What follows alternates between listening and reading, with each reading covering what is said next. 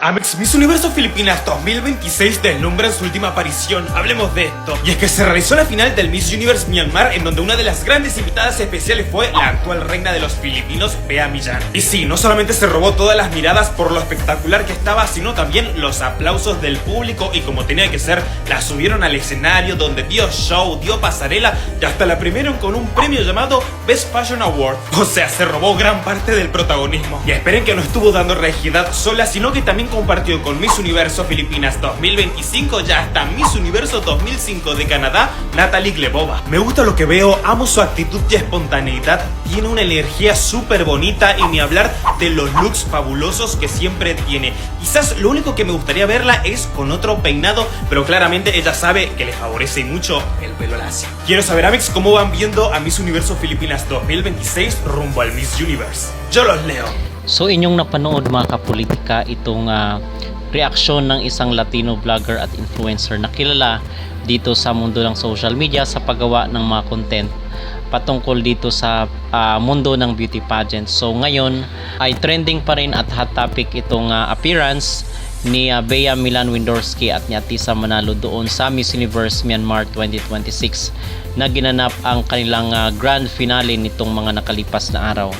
So pinag-uusapan, pinagpiestahan, trending viral itong si Bea Milan at si Atisa Manalo. Most especially mga kapolitika na ilang buwan na lang ay masisilayan na natin ang Miss Universe 2026 na gaganapin sa bansang Puerto Rico, kung saan ay bibigyan rin po natin ng update from time to time ang maging laban ni Bea Milan, dahil kaabang-abang ito. At ngayon pa lang ay sa mga hot picks, sa mga early prediction ay nandyan agad yung pangalan ni Bea Milan sa top 5 kung hindi man siya yung winner. So ganito mga kapolitika kainit ngayon ang pangalan ni Bea Milan sa international beauty pageant pages, sa mga international beauty pageant influencers at mga vloggers.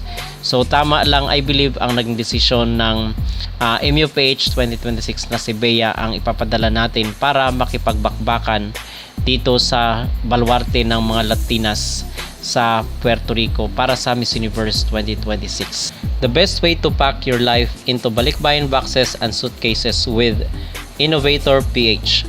Maraming salamat po to the Innovator team for helping us Queens prepare and pack for our international competitions. See you soon, Puerto Rico. So ito yung luggage mga kapolitika or maleta na gagamitin ni Bea Milan para sa kanyang lalagyan ng kanyang mga gamit papunta doon sa kanyang competition sa Puerto Rico para sa Miss Universe 2026. Katulad na lamang po ng kanyang national costume, ng kanyang mga evening gown at yung mga styling niya. So ito di umano yung maleta kung saan isilalagay niya yung lahat ng kanyang mga gamit na dadalhin doon sa bansa kung saan ay makikipag-compete siya sa Miss Universe 2026. So far yun po ang latest dito kay Bea Milan, kung saan ay pinag-uusapan siya ng mga Latinos at hot topic pa rin siya sa international community dahil sa kanyang pagiging frontrunner dito sa ngayong competition para ngayong taon.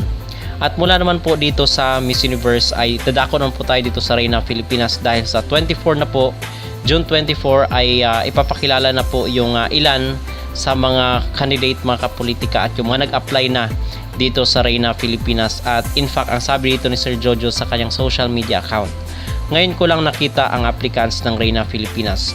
Puksaan, mga veterans for the All-Stars Crown. And speaking of the crown ay ipinasilip na po at ipinakita na dito sa social media yung pinagawa ng Miss Grand na corona para sa Reina Filipinas. At very symbolic ito dahil dito po yung kulay ng ating bandila ng ating watawat mga kapolitika, yung dilaw, blue at yung red. So napaka-detalyado yung bawat piyesa ng corona na gagamitin dito para sa Reina Filipinas. So sa June 24 yung the grand call for candidates, at gaganapin po ito sa 42 Scout Borromeo South Triangle, Diliman, Quezon City, June 24, 3 p.m. Philippine time. So ayon sa ating mga impormasyon at mga nababasa mga kapolitika dito sa mundo ng social media, ay isa di umano itong si Alexi Brooks sa mga sasali at itong si Michelle D dito sa Reina Filipinas. Sasali di umano itong dalawang veterana na pagdating sa mundo ng beauty pageant.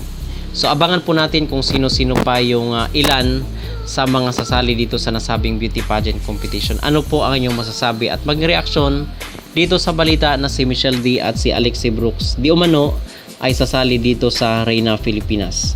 Mag-comment down below at huwag kalimutang mag-like at mag-subscribe na rin kayo para updated kayo sa ating mga latest issue.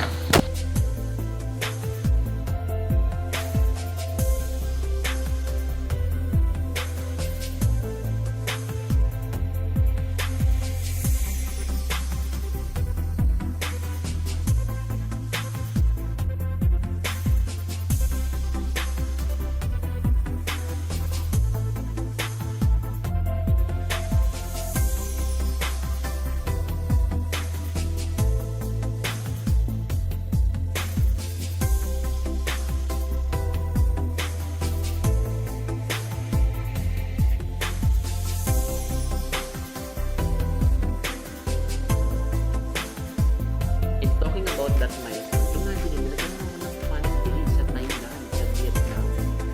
And siniship ako sa isang judge. This is the life. This is the life.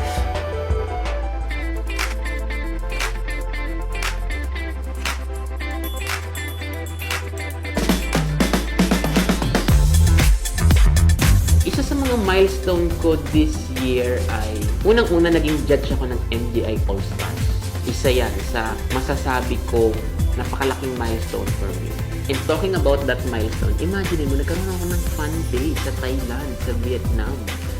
And siniship ako sa isang judge.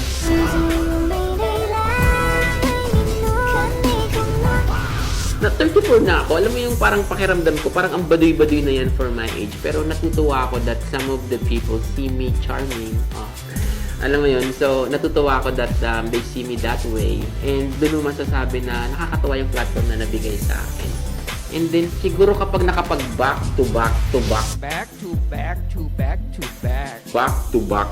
tayo or manalo tayo ng MGI All-Stars na under sa Reina Filipinas na team. So siguro yun yung mga milestone na mako-consider ko. And magpatakbo ng pageant in general because hindi ko naman to ginagawa eh. And siguro ang pagbabalik ng Bragais TV na magpo-produce kami ng series na ang magiging mukha ay ang mga nanalo sa male and female pageantry. So yun siguro yung mga milestone na masasabi ko na nakaka-excite. And ito ay mga malalapit sa puso ko talaga. So other than me doing it for fun, it's me giving opportunities para sa mga tao.